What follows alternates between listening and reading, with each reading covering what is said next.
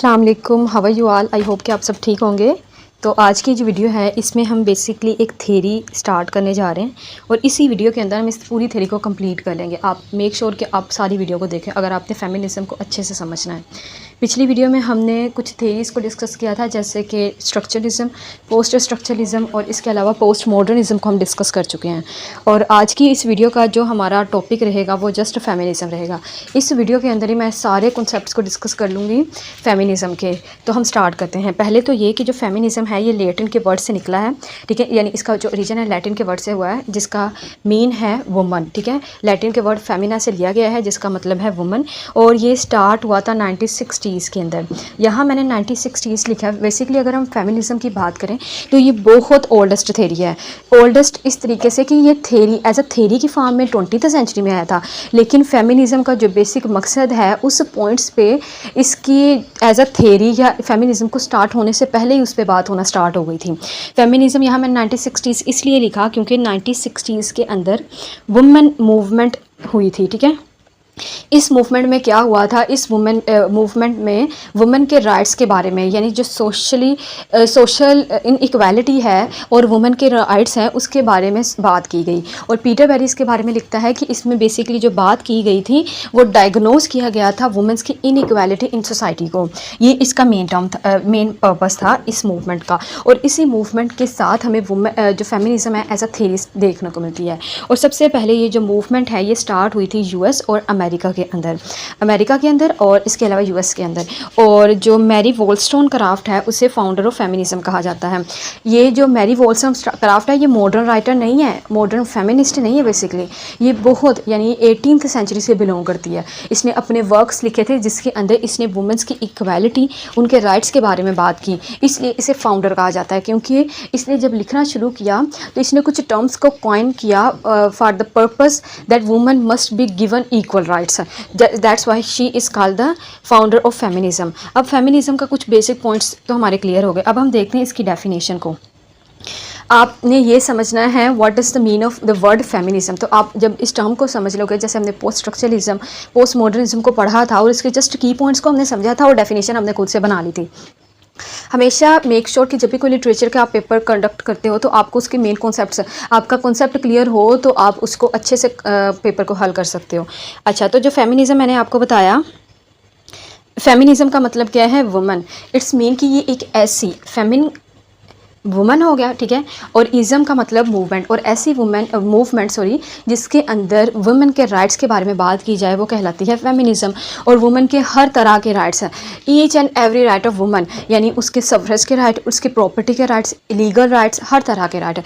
अब क्या है, फेमिनिज्म बात करती है इक्वल सोशल, यानी सोसाइटी के अंदर जो उसके एक इंसान का दूसरे इंसान के साथ रिलेशनशिप या जो भी सोशल रिलेशनशिप होते हैं सोसाइटी के अंदर इक्वालिटी के, पॉलिटिकल इक्वालिटी के, यानी पॉलिटिक्स के अंदर भी वुमेन को इक्वल राइट्स होना चाहिए, राइट ऑफ वोट होना चाहिए, right to talk about his own her own rights, ये सारे राइट होने चाहिए। इकोनॉमिकल राइट्स, ठीक है, यानी पर्पस, इकोनॉमी का राइट बेसिकली फोकस करता है एम्प्लॉयमेंट पे, कि वुमेन को जॉब भी मिलनी चाहिए अपने, यानी इसके अंदर एक छोटा सा पॉइंट देखेंगे कि जैसे ही कैपिटलिज्म और मार्क्सिज्म आया था तो जो बेसिकली ये जो दोनों थ्योरी हैं, ठीक है, मार्क्सिज्म की अगर हम बात करें तो क्या है, ये एक इकोनॉमिकल बेस्ड थ्योरी है, तो जिसके अंदर वुमेन को बहुत सप्रेस कर दिया गया था। और वुमेन के जो एम्प्लॉयमेंट थी, यानी वो जो उनकी वेजेस थी वो इतनी लो थी कि वो अपना गुजर बसर भी बहुत मुश्किल से करती थी, तो उसके बारे में भी बात की गई। And all types of the rights of women, this theory is about the women suffrage. जो सफरेज बेसिकली फोकस करता है हमारे लीगल राइट्स पे, वोट वगैरह के राइट्स पे। तो ये बेसिक टर्म थी, इस टर्म का ये मकसद था कि इसका यही बेसिकली मीन है कि जिसके अंदर वुमेन को social, political, personal, economical rights के बारे में बात की जाए। ओके, तो नाउ अब मैंने यहाँ एक पॉइंट लिखा है अगेंस्ट पैट्रियार्की। आप बहुत सारे वेबसाइट से देखो या जहाँ भी आप सर्च करो तो ये जो वुमेन, यानी जब भी मैन और मेल और फीमेल की बात की जाती है, मैन और वुमेन की बात की जाती है, तो हमारे पास पैट्रियार्की की एक टर्म आती है, ठीक है। आप एक ऐसे टर्म कह लें या वर्ड कह लें, जो भी कह लें।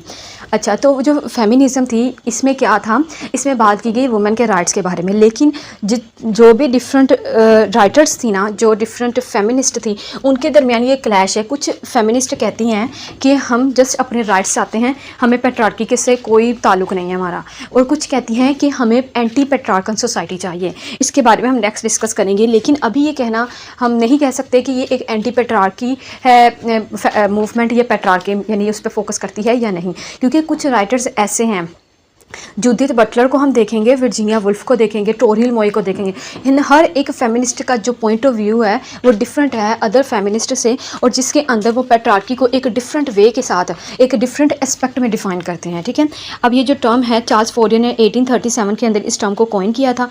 चार्ल्स फॉरियर बेसिकली एक यूटोपियन सोशलिस्ट था और इसके अलावा ये एक फ्रेंच फ़िलोसफर भी था।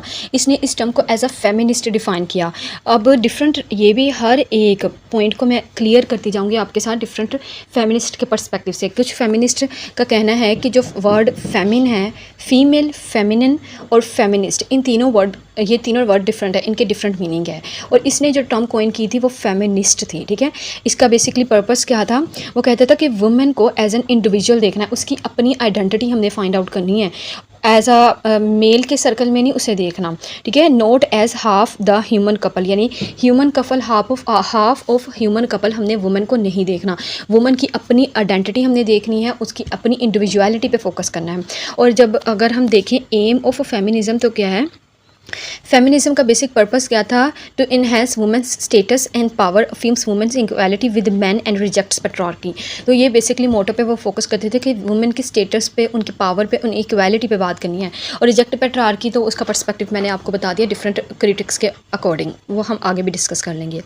ओके, तो अब यहाँ जो मैंने कुछ दो टर्म्स लिखी हैं, जब आपको याद हो जो पिछली हमने थीरीज डिस्कस की हैं, जैसे कि पोस्ट मॉडर्निज्म, पोस्ट स्ट्रक्चरलिज्म हो गया, तो उन सारी थ्योरी को हमने डिफरेंट राइटर्स के पर्सपेक्टिव से पढ़ा था, हमने उसकी कोटेशन के साथ डिस्कस किया था, जैसे कि रेमन सेल्डन हो गया और पीटर बैरी हो गया, इस तरह। तो यहाँ जो मैंने दो टर्म लिखे ना, ये बहुत इंपॉर्टेंट है फेमिनिज्म के अंदर।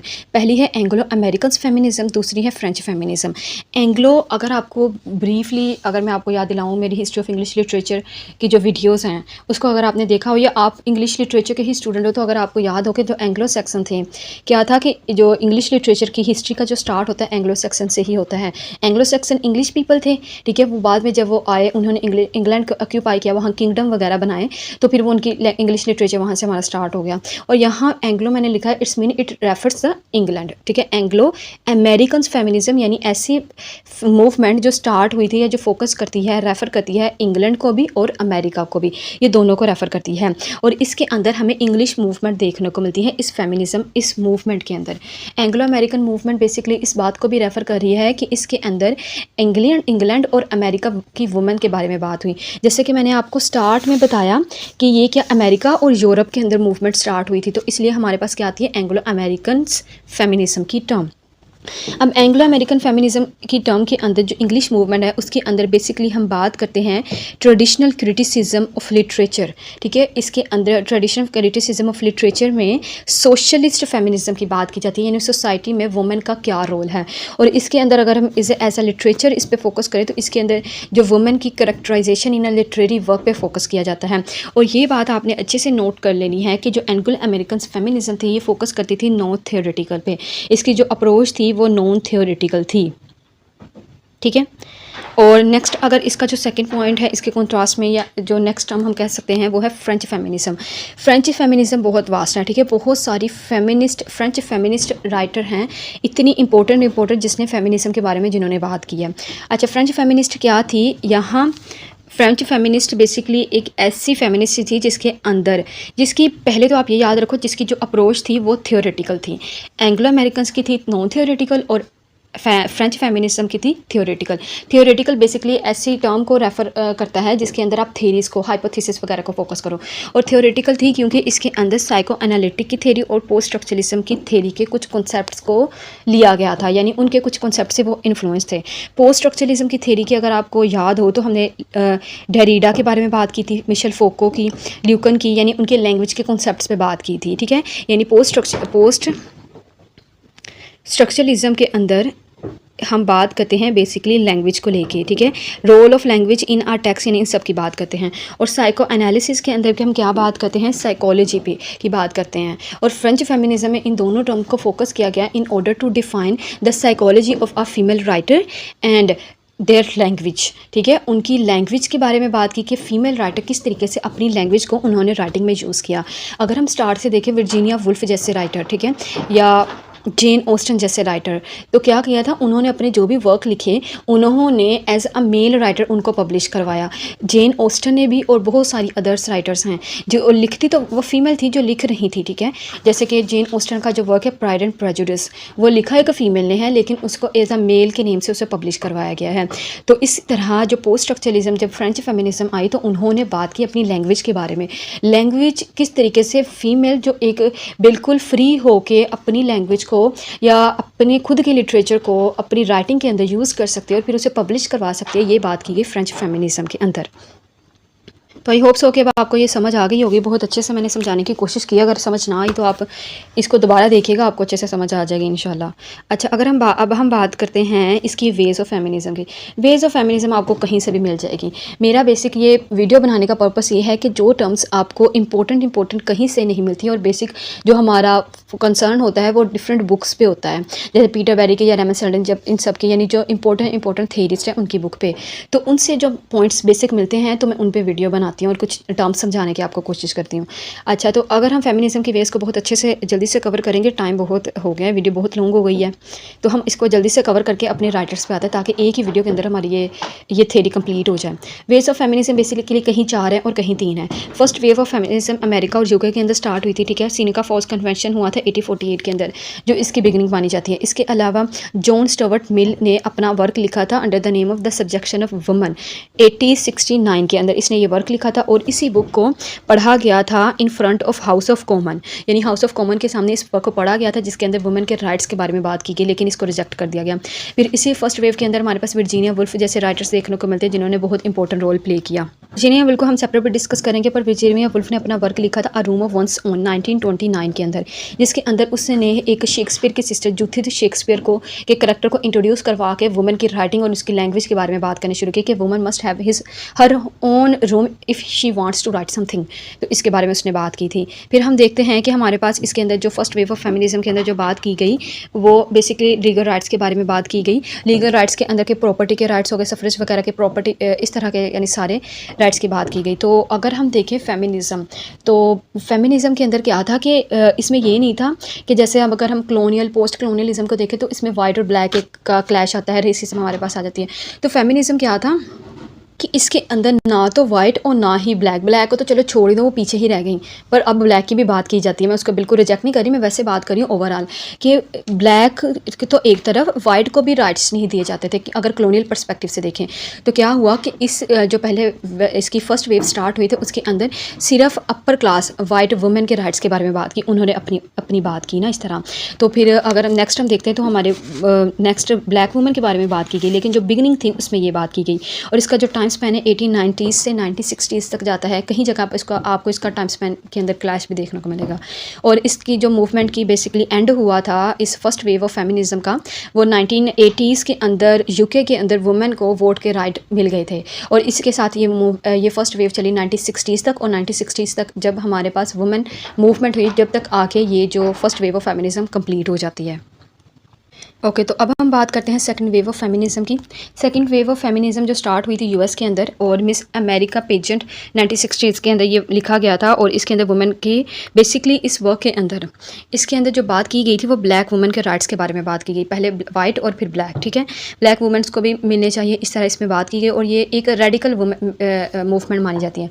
अगर आप देखो तो कहीं जगह आपको ये मिलेगा कि जो थर्ड वेव ऑफ फेमिनिज्म है वो ज़्यादा रेडिकल थी as compare to first two waves, लेकिन कहीं ये मिलता है कि सेकंड वेव ज़्यादा रेडिकल थे as compare to first and the third wave.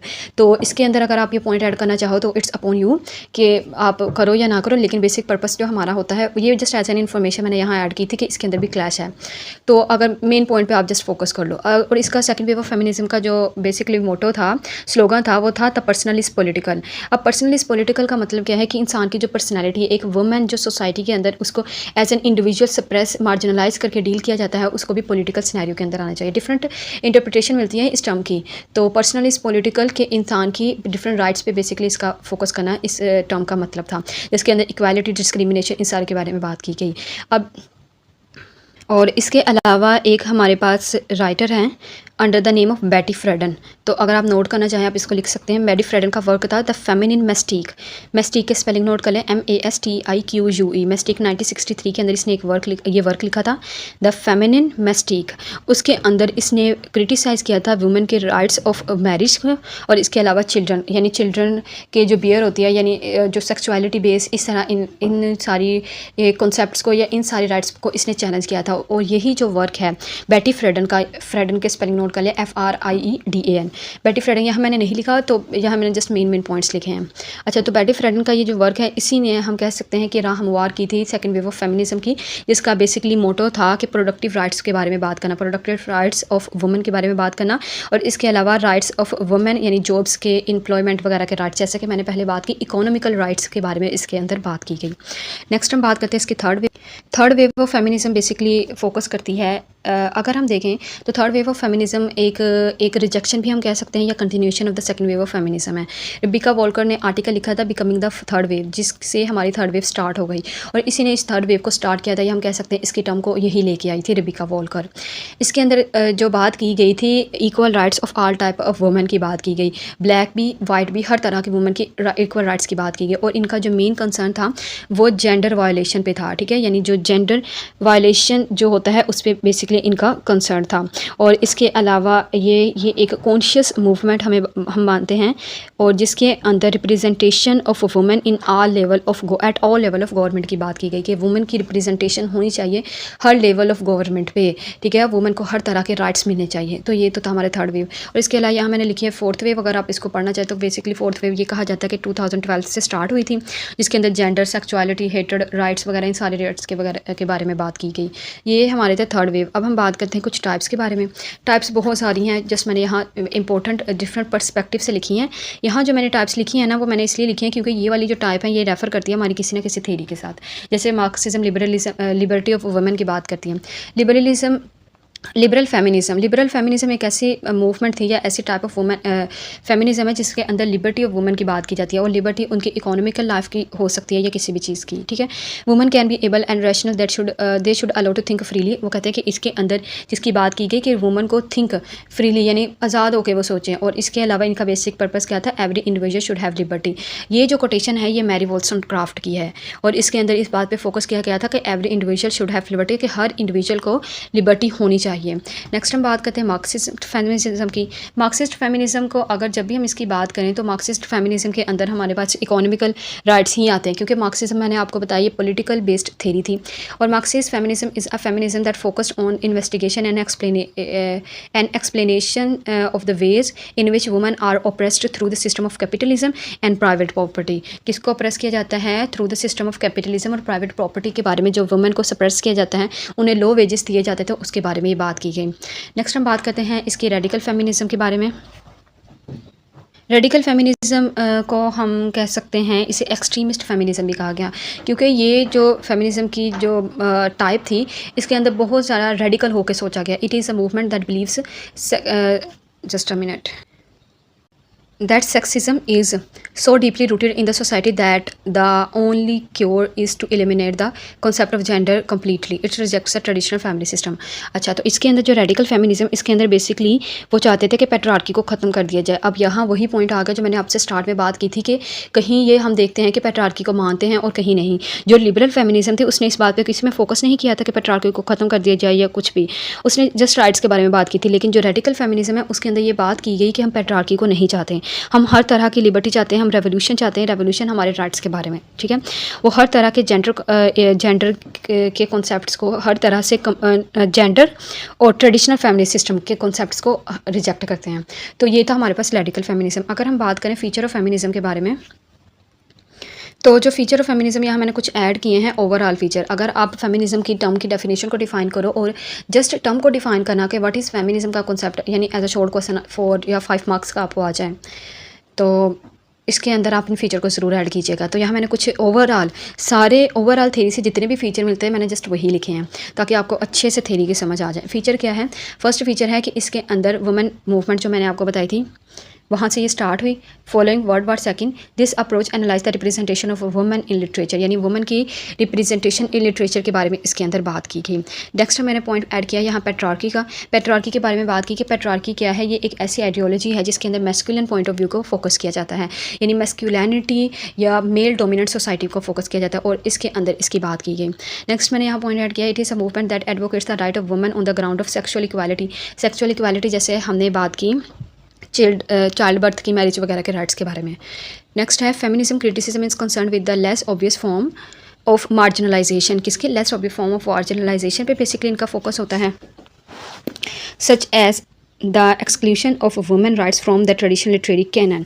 तो इसके अंदर जो मार्जिनलाइजेशन है ट्रेडिशनल लिटरेरी कैनन की एक्सक्लूड, यानी वुमेन को किस तरीके से एक्सक्लूड कर दिया जाता है मार्जिनलाइज करके ट्रेडिशनल वे के अंदर या ट्रेडिशन जैसे कि लिटरेचर के अंदर, उसकी बात की जाती है।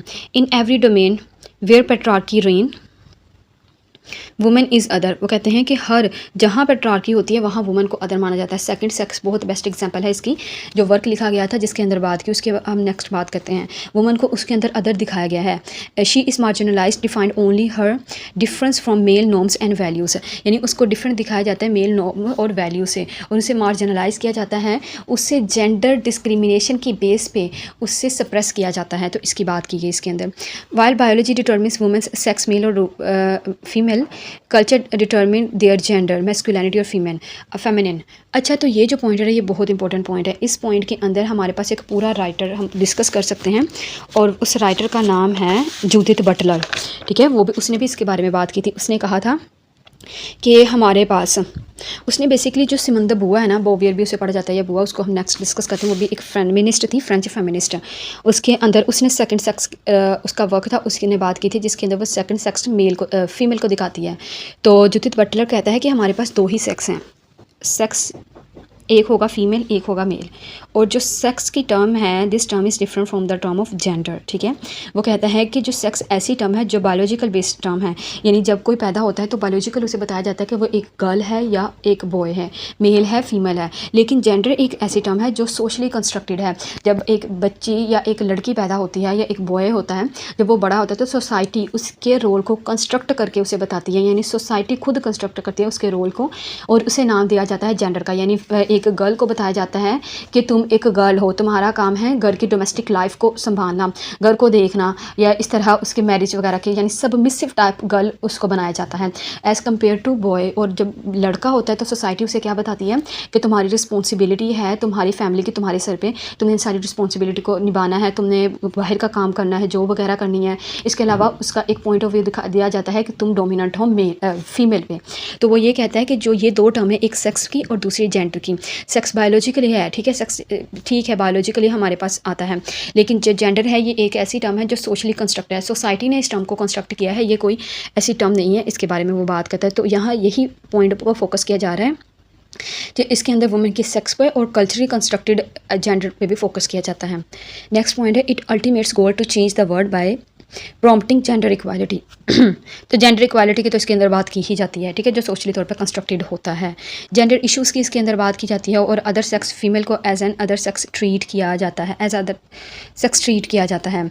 तो अदर सेक्स किस तरीके से ट्रीट किया जाता है मैंने आपको बता दिया, और नेक्स्ट इसको मैं बहुत अच्छे से एलेबोरेट करूँगी जब हम इसके राइटर्स को डिस्कस करेंगे। नेक्स्ट है इसके अंदर कैपिटलिज्म के जो कैपिटलिज्म के अंदर फीमेल की एम्प्लॉयमेंट का बेसिकली उनकी वेजेस का कॉन्सेप्ट था उसको रिजेक्ट किया जाता है।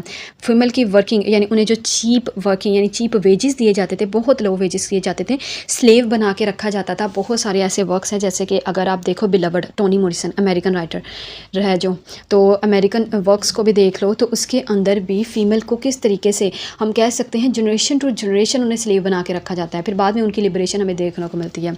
तो ये बहुत बेस्ट एग्जांपल है। अगर आप इसको कैपिटलिस्ट के पॉइंट ऑफ व्यू से या वुमेन की वेजेस के बारे में बात करोगे इस पॉइंट के अंदर, तो आप मेक श्योर कि आप उसका रेफरेंस दे दो, इट विल बी बेटर। तो कि आप के बताओ कि टोनी मॉरिसन का जो बिलवड है उसको भी इस पर्सपेक्टिव से फेमिनिस्ट या उसे हम कह सकते हैं post colonial feminist point of view से हम उससे डिस्कस कर सकते हैं। अच्छा, it does not mean to be a feminist to hate man but anti patriarchy. तो वही बात हो गई कि इसका मतलब ये नहीं कि जब हमारे पास फेमिनिस्ट, अगर हम फेमिनिस्ट हैं तो हम पेट्रियार्की एंटी पेट्रियार्की हैं, हम men to hate man but anti patriarchy, वो ये कहता है कि हम मैन को हेट नहीं करते बल्कि हम पेट्रार्की को हेट करते हैं। तो डिफरेंट क्लैशेस हैं। और पेट्रार्की जब आती है तो पेट्रार्की के अंदर मेल डोमिनेंस होता है और बाज़ औक़ात मेल इतना ज़्यादा डोमिनेंट हो जाता है कि वो सप्रेस कर देता है, वुमेन को मार्जिनलाइज कर देता है, इतना ज़्यादा सप्रेस कर देता है कि वुमेन खुद लिबरेशन की बात करती है। ओके, तो यहाँ अब मैंने कुछ पॉइंट्स ऐड किए हैं, ये वाले पॉइंट्स जो जिसे आप डिस्कस कर सकते हो जब आप डिफ़ाइन करोगे फेमिनिज्म को। तो इसके अंदर हमारे पास पेट्रार्की आती है, जो मैंने आपको अच्छे से बता दी कि what is patriarchy, male dominant society होती है। जेंडर के बारे में बात करती है, जो सोशल कंस्ट्रक्टेड एक टर्म है। Representation of women, basically representation of women in literature की बात की जाती है इसके अंदर। और रिप्रेजेंटेशन ऑफ वुमेन का बेसिक एक पर्पज़ था। अगर आप देखो ना लैंग्वेज के अंदर, यहाँ मैंने कुछ पॉइंट्स नोट किए हैं, अगर आप करना चाहो इस पॉइंट के अंदर ये भी पूछा जा सकता है कि लैंग्वेज यानी फीमेल राइटिंग का क्या रोल है। तो उस पूरे क्वेश्चन को भी हम डिस्कस करेंगे इंशाल्लाह। तो बेसिकली इसके अंदर जब आप representation of women in literature की बात करो तो इसके अंदर हमारा एक हिस्टोरिकल बैकग्राउंड आता है। एक पर्सन था डेल स्पेंडर, उसने अपने वर्क मैन मेड लैंग्वेज, ठीक है, मैन मेड लैंग्वेज 1981 के अंदर लिखा था। उसके अंदर उसने एक टर्म दी थी, द लैंग्वेज इज़ मैस्कुलिन, जो लैंग्वेज है वो मैस्कुलिन है। और ये एक ऐसी टर्म थी जिसको एज अ चैलेंज लिया गया बाय डिफरेंट फेमिनिस्ट राइटर। फिर उन्होंने बताया कि जो लैंग्वेज है फीमेल के पास भी राइट होना चाहिए कि वो अपनी खुद की राइटिंग लिखे, अपनी खुद की लैंग्वेज को रिप्रेजेंट करे, जैसे हमारे पास कॉन्सेप्ट आता है गायनोक्रिटिसिज्म का। फिर हमारे पास इक्वालिटी के बारे में बात की गई, डोमेस्टिसिटी यानी डोमेस्टिसिटी, जैसे मैं आपको बताया कि जो किस तरह एक फ़ीमेल है उसको एडवोकेट किया जाता है, या हम कह सकते हैं कि जो जिस तरह एक फ़ीमेल का ट्रेडिशनल पर्सपेक्टिव या stereotypical image of female as a domestic women दिखाई जाती है वो। अच्छा, मिसोजिनी, ठीक है, ये जो मिसोजिनी टर्म है ना, ये ग्रीक के वर्ड से लिया गया है। मिसोजिनी वर्ड, इसका मतलब है हेट। और इसके अलावा मिसोजिनी का जो टर्म है इसके अंदर हेट्रेड टुवर्ड्स या हेट्रेड अगेंस्ट वुमेन दिखाई जाती है। और मिसोजिनिस्ट ऐसा पर्सन होता है जो अपनी हेट और डिस्क्रिमिनेशन शो करता है अगेंस्ट वुमेन, इसलिए मिसोजिनी के टर्म यूज़ की जाती है, यानी हेट टुवर्ड्स या hatred towards women by man, यानी इसके अंदर हमारे पास पेट्रार्की की टर्म आती है। तो आई होप सो कि ये क्लियर हो गया होगा। तो आज की वीडियो में आई होप सो कि अब हमें कंप्लीट करनी चाहिए, क्योंकि मैंने तो ये सोचा था कि हम वीडियो को सारा ही एक ही वीडियो में कवर कर लेना पूरी थ्योरी को, लेकिन बहुत ज़्यादा लंबी हो जाएगी, 29 मिनट्स की हो चुकी है, तो 50+ चली जाएगी, क्योंकि इसके जो फेमिनिस्ट राइटर वो बहुत इंपॉर्टेंट है, उसके कुछ टर्म्स भी हैं विद जैसे मैंने पहले डिस्कस किया विद डिफरेंट क्रिटिक्स, हम उसको डिस्कस करेंगे। तो आज की वीडियो में बस इतना ही। नेक्स्ट पार्ट में हम मिलते हैं इसके सेकंड पार्ट के साथ नेक्स्ट वीडियो में। तो जब तक के लिए अल्लाह हाफिज़। एंड वन मोर थिंग कि आपने इस चैनल को लाइक, सब्सक्राइब और शेयर करना नहीं भूलना। और इसके अलावा हम फेमिनिज्म को नेक्स्ट पार्ट में इंशाल्लाह कंप्लीट कर लेंगे। लाइक, सब्सक्राइब और शेयर कीजिएगा। अपना बहुत सारा ख्याल रखिएगा। अल्लाह हाफिज़।